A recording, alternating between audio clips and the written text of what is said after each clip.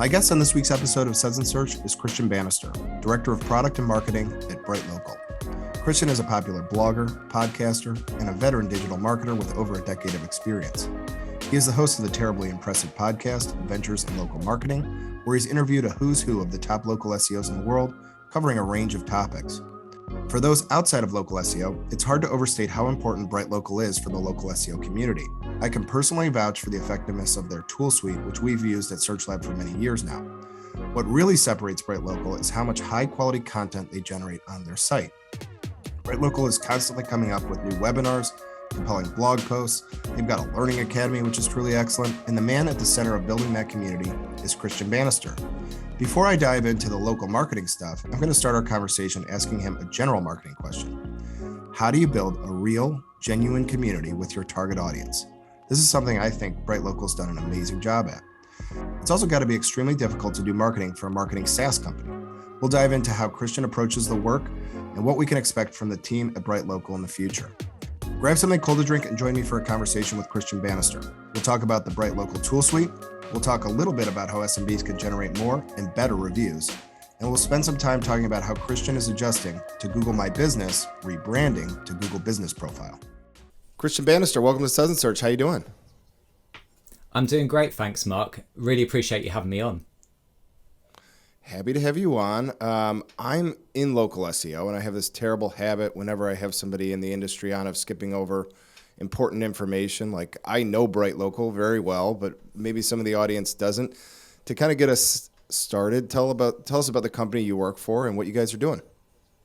Yeah, sure. So we're BrightLocal. We're a software company. So we provide software and services, and it's all 100% focused on local SEO.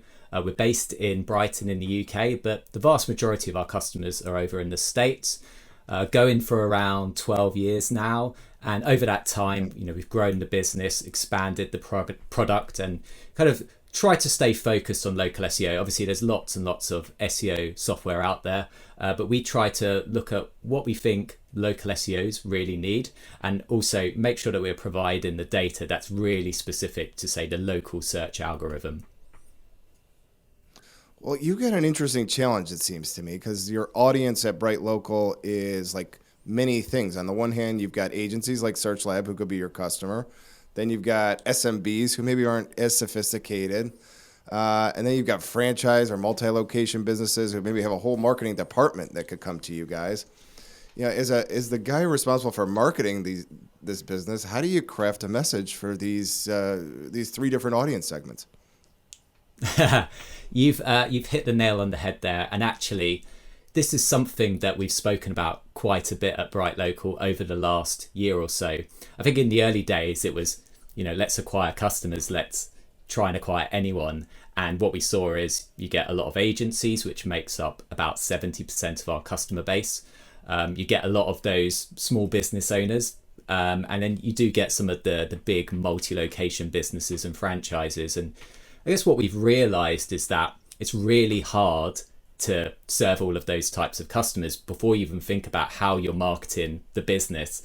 So an agency professional, a die-hard SEO, they want the deep data, they want the insights, they know their way around lots of different marketing analytic platforms. Whereas the small business owner, they might not know much about marketing at all. They're going to be on a very steep learning curve when it comes to SEO. So you basically are in a situation where you don't want to dumb it down for the agency professionals, but you also realize that, it can be overwhelming for the business owner. So that's a question we've asked ourselves. And really what we see as the kind of core customer base is the agency professionals. And generally when we're looking at, how we take the product forward, that's where we're starting. We also know that there's a really good opportunity with those multi-location businesses. They are dealing with scale. They also generally are, quite understaffed and resourced. So you might have like maybe one marketer in a gigantic organization who's trying to deal with hundreds of locations. So we think there's some really, really good problems to solve there. And so with the business owners, it's not like we're going to turn them away. We want to help as many people as possible become experts in SEO and grow their business, whether it's relying on our content or our products. But we also realize that, we can't build a product that probably does everything for everyone. So yeah, really good question. One that, we think a lot about, and one that really has kind of shifted the direction of what we're doing and where we want to head.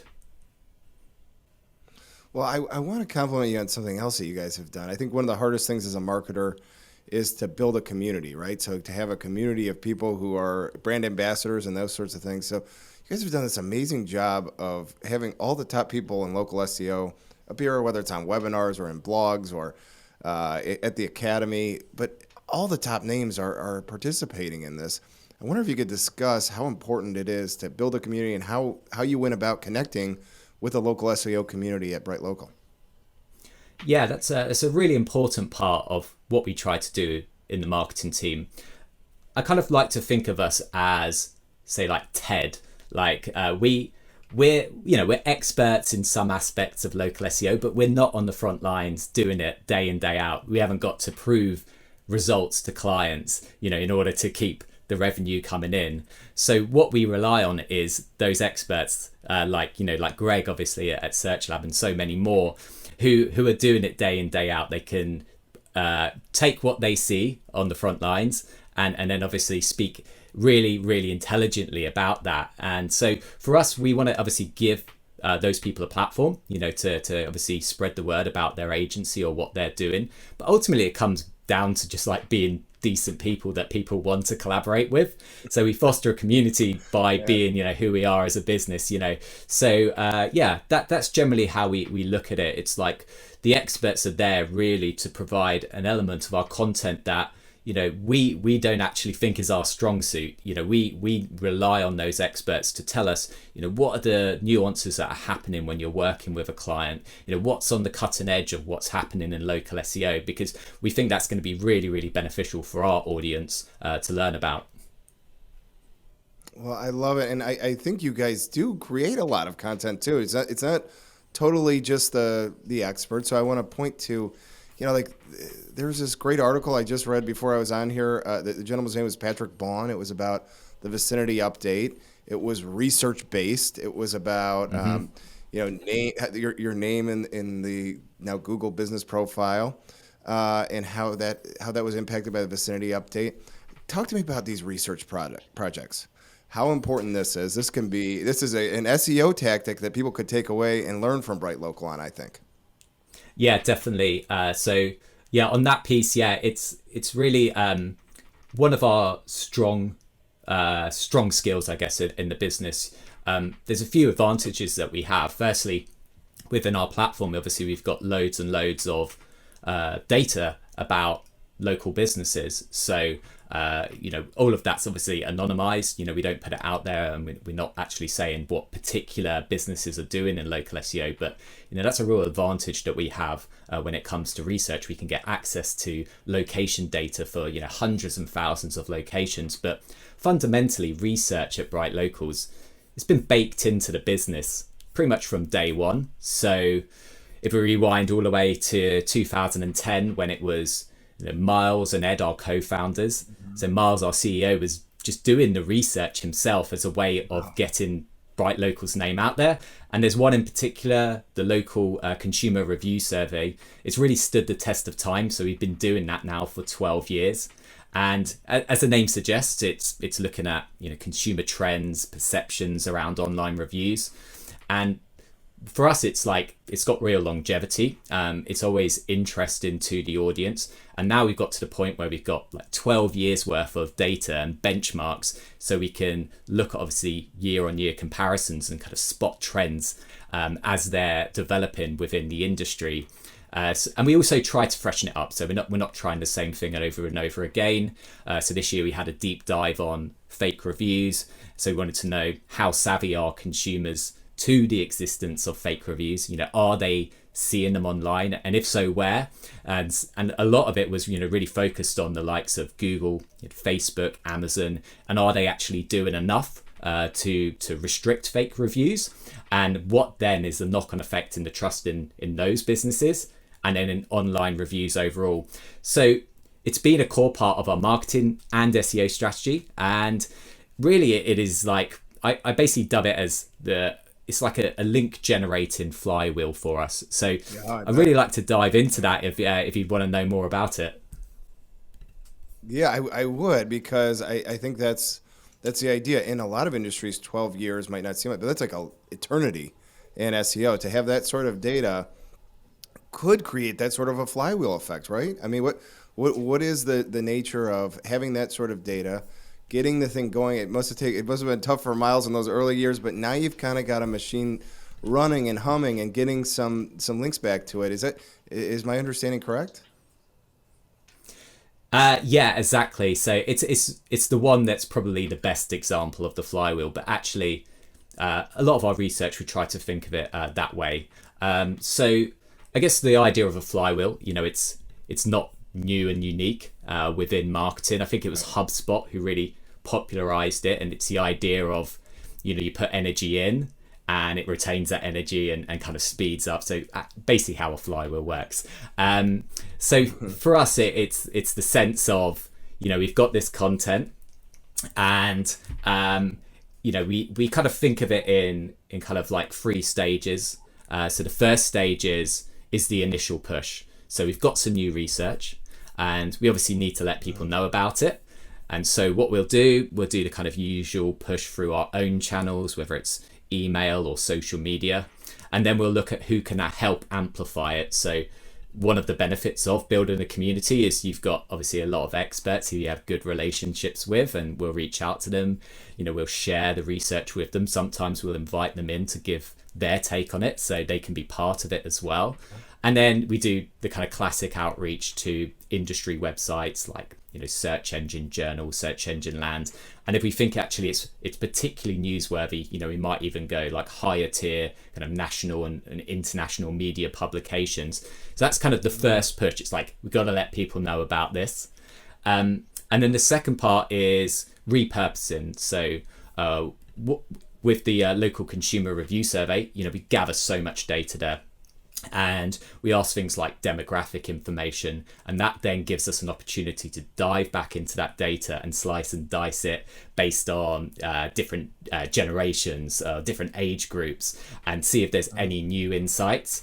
And then obviously there's the repurposing of taking the content and putting it into different formats. So creating videos, creating more short form stuff to just really generally help boost the overall awareness of the research, and give opportunities for that to drive traffic and drive links. And so then that's the kind of way you put the effort. You've got to obviously create the content, you've got to do the promotion, but then when it gets easy, it's basically that content sits there and is being found by journalists. Right. It's being found by bloggers who are hungry for this sort of data for their own pieces. So in turn, they go and write a piece, and they link back to us if they're nice, and obviously that then helps that piece get more exposure. It helps it obviously increase the chances of ranking, and we do often think about, well, okay, how are people going to find this on search? So we will do some initial keyword research, but we also we'll go back and look at what keywords are we maybe ranking on the fringes of the first page or the top slots, and we might go back and optimize that. Beyond that, we also get people reaching out to us wanting to do interviews about the data and about the insights of it. We get invited to do bylines on stuff. So really the starting point is one piece of research, but then it just has this kind of flywheel effect. And the beauty of it is really that we're now in a position that when we're releasing research, we firstly built up a really good stand-in the industry for creating high quality research. We've created good relationships with journalists because we provide high quality content that they want to then talk about to their audience. And then all of the links, obviously, that have been amassed by these research pieces just generally mean that when you're writing the next one, you got a good chance of that ranking highly to begin with. And so the local consumer research pieces, I think it's got something like 18,000 referring domains now. And we do a few tricks along the way. God. So what we do is we always keep the same URL. So the previous piece, we'll put that on a new URL. So there's just like one URL that's amassed tons and tons of links. And if you go to search for, say, online review statistics, we've got a really good chance of ranking for that. So yeah, overall, it's probably the thing that has helped BrightLocal grow its search visibility the most. And it also has that ripple effect for other things that we might want to rank for. So it kind of starts with research, but then with all of those links and that authority comes the opportunity for other content to be found and then linked to. So yeah, that the ripple effect is pretty huge on it. Well, there are so many lessons in that story, because there's the lesson of how to do link building, how to keep up your content, how to do blocking and tackling in SEO to make sure you don't change the URL. I love this. Listen, Kristian, I do want to highlight some tools you guys have. And I think one of the real challenges that local SEOs have is any tool can spit out rankings, and they can tell you where you rank on a page, but it's not always very actionable, right? Like, I think this is hard to understand across every facet of SEO now. It's not 10 blue links world any longer, but in local SEO, it's especially challenging because of the proximity signal. You guys have a local search grid tool that you're going to market with. How does this tool help, local SEOs use ranking data and make it more meaningful for us? Yeah, really good question. Tell you what, we've got about 15 minutes in and I haven't actually opened my can of beer, so please do. Take a sip and yeah, it's just about late enough on a Friday for me to be able to tuck into that. Yeah, so the local search grid tool, really, it's something that we'd seen, others, doing and gaining a lot of traction with SEOs. And, while we aren't, just purely looking to competitors, we always want to know, well, what's the demands of the industry? What are the things that our customers and others like our customers really need to help them do their job better? And it plays two roles. The first is that it is that super deep insight on really what the real world ranking looks like for a business. So you can set a geolocation for a keyword, let's say my hometown Brighton in the UK, but proximity doesn't just think of Brighton, right? It thinks of all of the places you might be searching from in Brighton. So you can return someone a keyword ranking, say plumber in Brighton of 4th place. But is that actually what's being experienced throughout Brighton? Is that if somebody's searching within a half-mile radius of the business? So really the first thing is, can we actually reflect as much as possible the real world rankings that happen based on where someone's searching? Because as SEOs, everyone really knows it's like, okay, you're ranking, but what you really want is the lead, and what you really need is the traffic to be coming to your site or people to be engaging with your Google business profile. So if you're limited by a single data point, you might not know, firstly, is this actually driving as much impact as it could have? Or on the flip side, you might miss the opportunity, or you might miss when, say, an algorithm update happens, and actually it might look good in your traditional rank tracker, but the reality is, and as we've seen with the proximity tweaks that have happened with the vicinity update, you might have actually lost quite a bit of search visibility, over your area.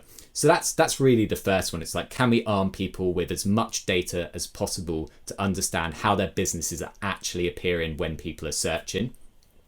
And the second one we found is, it's a super useful tool for agencies to communicate really easily with clients, whether that's trying to prospect them and saying, look, here's the situation, running a report quickly, you really want to rank for this keyword, look, this is what the situation is.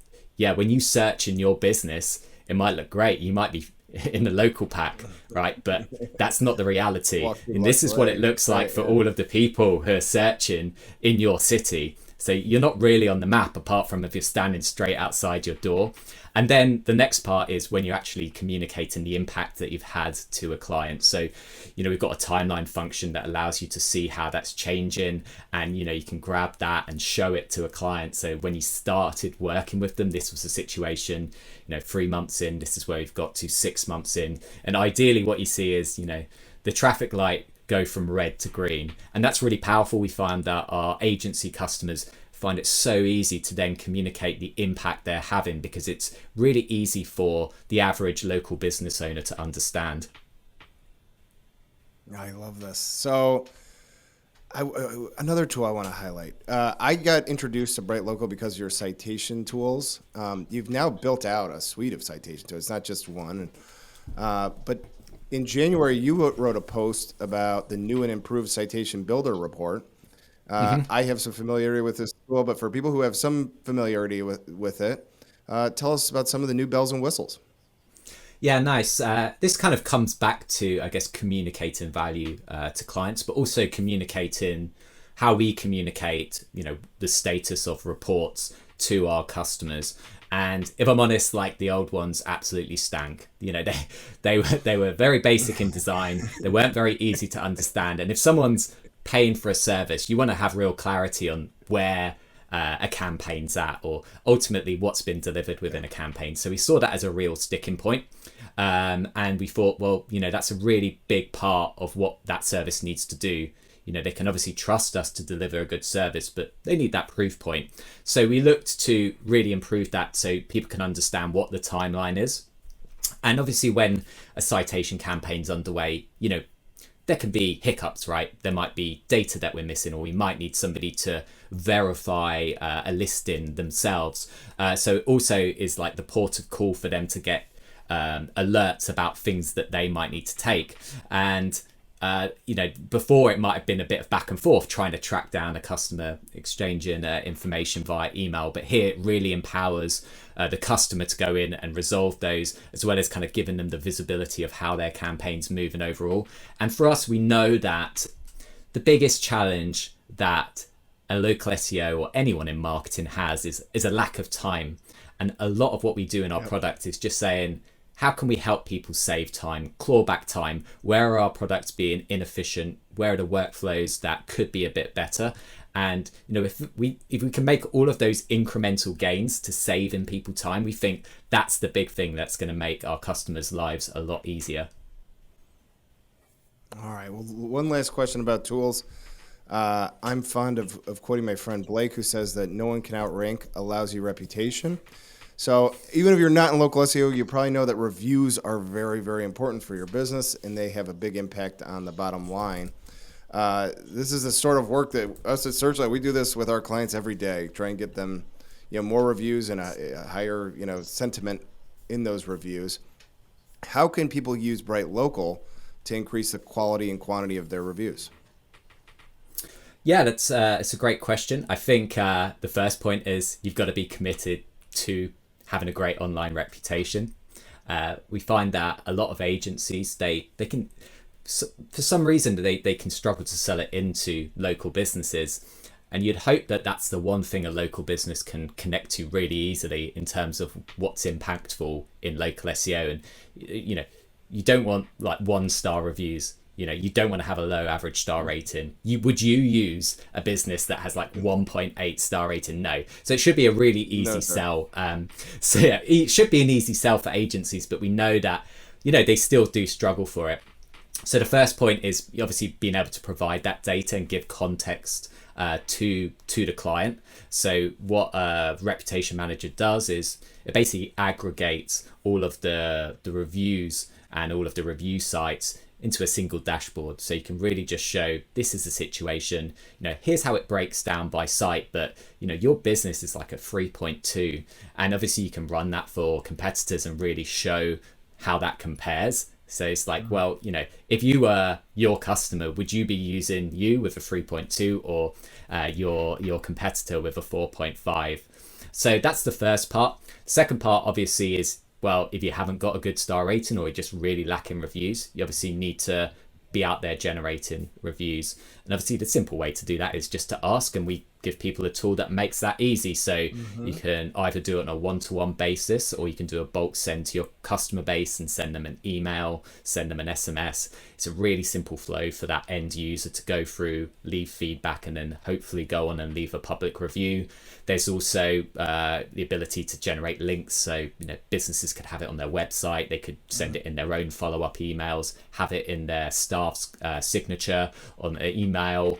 And then there's for those brick and mortar locations, obviously now things are opening up again. That's great. So that you can set up a kiosk and actually capture that in store. Or if it's a service area business where people are out on calls, they could have it on their phone or have an iPad, so they can actually do that when they're speaking directly to the customer.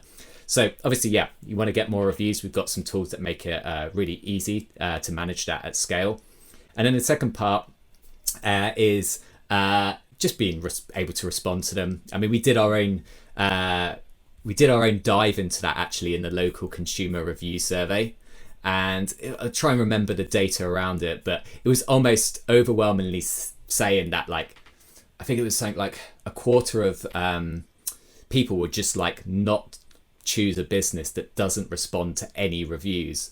Wow. And I think this is a big thing that a lot of people don't think about, right? It's just it's not just how you deal with the negative ones, but actually really appreciating the positive experiences that one of your customers is sharing publicly. It should be a no-brainer really to just give them a thanks. So that's the other part. So being able to obviously see all your reviews in one place.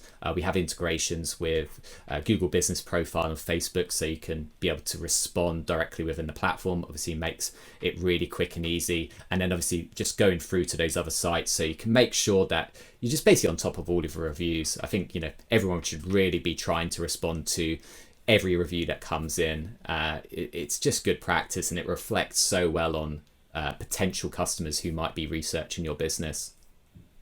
I completely agree, and I think it should be easy, right? And so I'm happy that you've made it even easier with this tool, and look forward to seeing more of that stuff in the industry. There's always something new going on at BrightLocal. I want to compliment you on the BrightLocal Academy. We talked about it off air, and now I'm talking about it here. A few episodes ago, I had Claire Carlisle on, so this is how I got introduced to the Academy. And Claire is like this brilliant SEO. The course is super well produced. It's really well done. It's full of really good information. You've got like a who's who of local SEOs, Nikki Mosier, Amanda Jordan, and now SearchLab's own Greg Gifford will have a course by the time this episode airs. So, I'm happy to preach about it, but I'd like our audience to hear from you. Tell us about the Academy, what they'll find there. Yeah, so the Academy has been around now for over a year, and it kind of comes back to what we were talking about earlier, which is giving people the data is all well and good, but what do I do with that data? And that's a big thing that could be a stumbling block for someone both succeeding in local SEO and succeeding with our product. And our goal really is to help marketers be brilliant at local SEO. That's our mission that we talk about. And the Academy is a key part of that. So when we first started it, we actually pointed it specifically at our products. So while we obviously want to make sure that our products are intuitive and easy to use and insightful as possible, to see success in it, you've got to go away and do something. So we can give you all of the insights and all of the data, but you need to know where you go next based on that data. So we really saw it as a way to, at scale, help, level up our customers' understanding of how our products can help them solve problems. So we give the full context of, what you need to build into your online review strategy. So it's not just go here, click here, upload your emails. That's not really what we're interested in. We want to give people the tool, but we also want to arm them with the knowledge so they can be really fantastic at local SEO.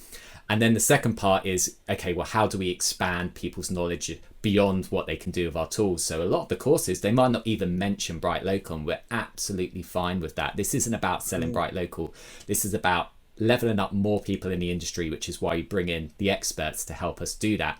And the way we see it is, it's just like, well, it's great for our brand authority. And the more people we can level up and educate about how to do local SEO, the better for the industry as a whole. And ultimately that will hopefully help us grow as a business, because when it comes to the point where they might need a product like ours, they'll obviously have a strong association with us. They'll know that we create quality content and they'll come to us. So it's very much a brand building exercise, but we also get loads of customers who sing the praise of the courses. It's probably been like one of our biggest initiatives.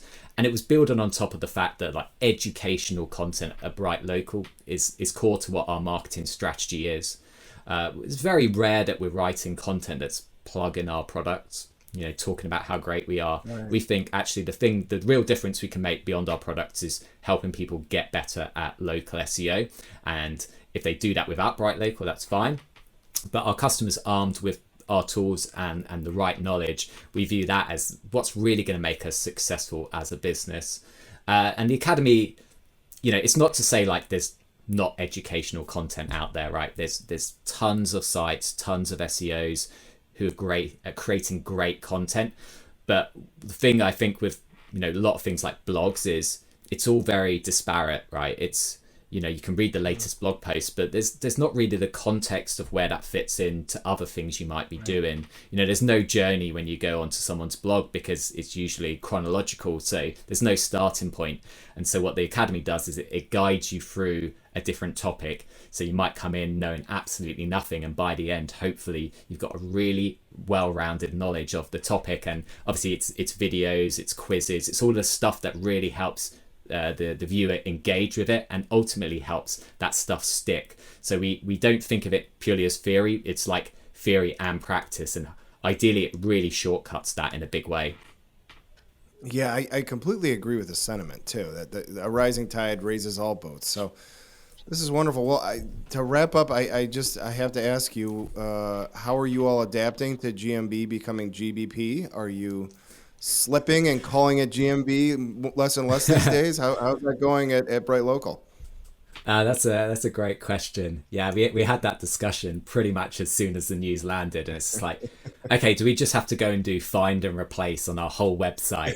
And the one thing that we did look at actually is how long did it take from it changing from Google Places to GMB for actually the search trend to overtake. And it was something like 6 years for Google Places to have less search volume than Google My Business. So while we want to make sure we're calling it the right thing, so we're educating people on what it should be called, we did also look at our SEO and think, okay, well, if we make this move too quick, are we going to lose traffic? So we're kind of in that in-between of referring it to as Google Business Profile, also known or previously known as Google My Business. But there's so many places. I mean, anyone who works in local SEO, knows that it's all about Google My Business or Google Business Profile. So there's quite a bit to unpick. We're probably pretty good on the content side of things. We probably have to think about how we talk about it in the product. But ultimately, we hope that given that Google search trend that showed that it took a very long time for Google My Business to be the predominant thing that people call it, I think we've got a little bit more time before we have to completely wipe that off the board. Well, listen, I mean, we're short on time here, but I've really enjoyed the conversation, everything you guys are doing at BrightLocal. If anyone listening wants to learn more about your tools or engage with more of your content, what's the best way they could reach out to you or to get connected with BrightLocal? Yeah, sure. So best thing to do is head to brightlocal.com or academy.brightlocal.com if you want to jump into the Academy. Obviously, Greg's courses there, and there's a ton of extra courses there that are sure to really help level up your knowledge of local SEO. My kind of social network of choice is Twitter. So I'm BNNSTR. I came a bit too late to get a good handle, so if you follow there, or obviously just follow BrightLocal on Twitter, they're probably posting a lot better things than me. All right, well, we'll make sure to link to all of it. Kristian, I'm going to sign off for now. We'll be back next week for another episode of Suds Search. Let me give you a virtual cheers.